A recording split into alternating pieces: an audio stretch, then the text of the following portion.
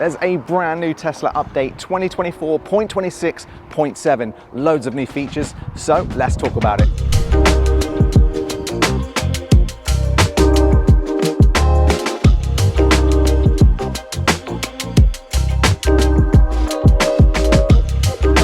I hope you're well. Welcome to the video. Now I'm going to apologize in advance. I came to St. Michael's Mount. It's like a little castle in the sea, really cool. And I brought the camera, forgot the tripod. So usually if you've watched the videos, you'll know I'll have different shots around the car and things like that. But I can't really do that today because I've got a holder. I haven't bought a tripod, a handheld tripod or anything, left them at home.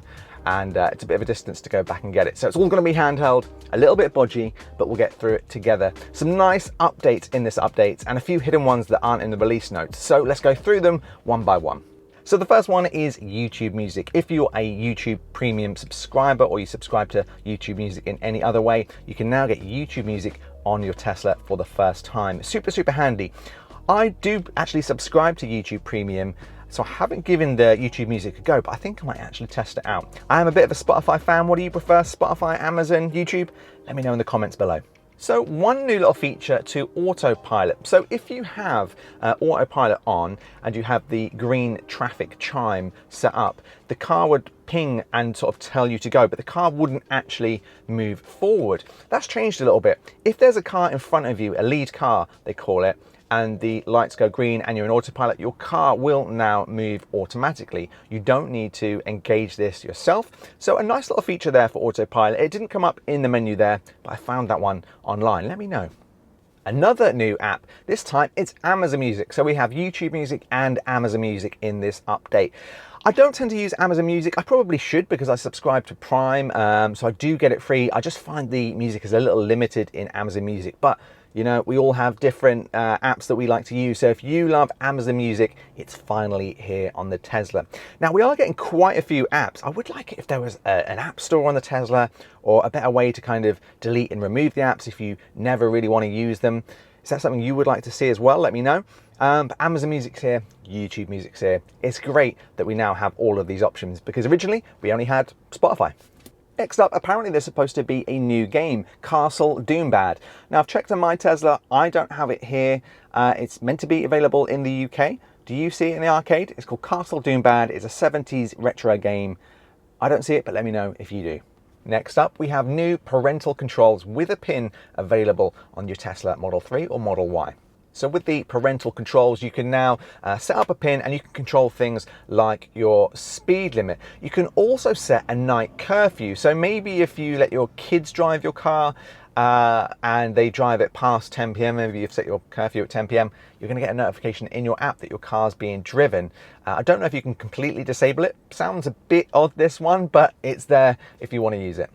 Okay, so next up, if you've been driving, you'll have always had the temperature on the top of the screen, just above the navigate bar, but now there's more to it. First of all, you're going to see some icons appear next to the temperature. So today for me, it's showing a cloud and some sun. Of course, that will change and be sunny or rainy if it's like that in your area.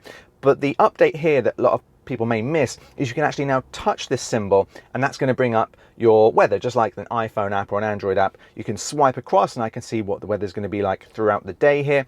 I can see my chance of rain, which is 0%, the humidity levels, wind, UV index, and the AQI. Now AQI is the air quality control, so you can see how good or bad your air quality is. So super handy if you are the kind of person a bit like me that doesn't always have the AC on. I just like to have kind of fresh air coming through the car. If the air quality is bad, you know to flick your air conditioning on and you're going to get your air cleaned nicely by your Tesla.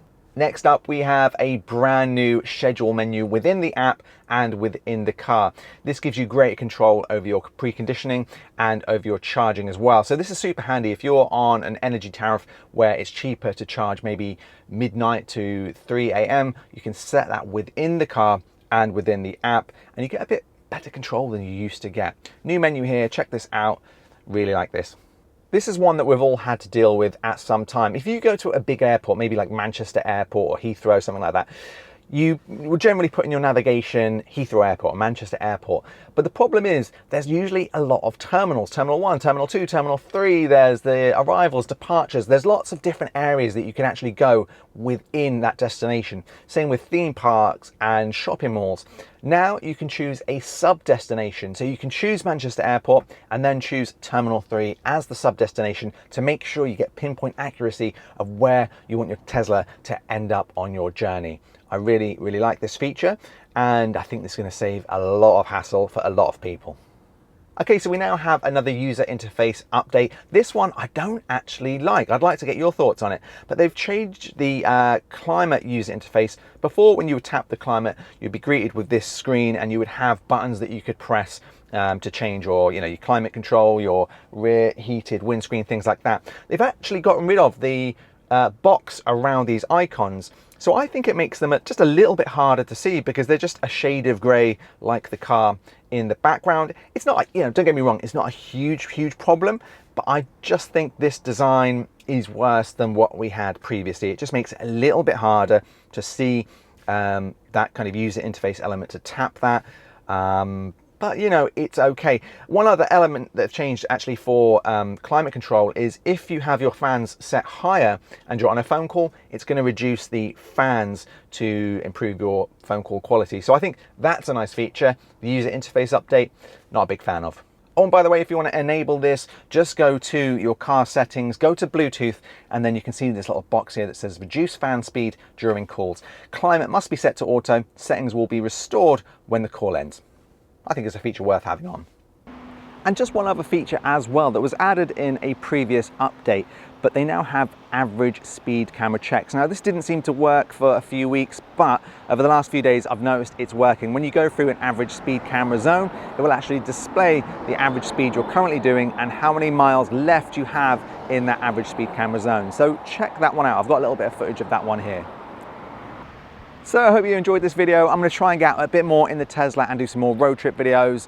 And I've got some interesting videos to do with the Tesla Model Y coming up very soon. So thanks for watching. Make sure to subscribe and I'll see you in the next video.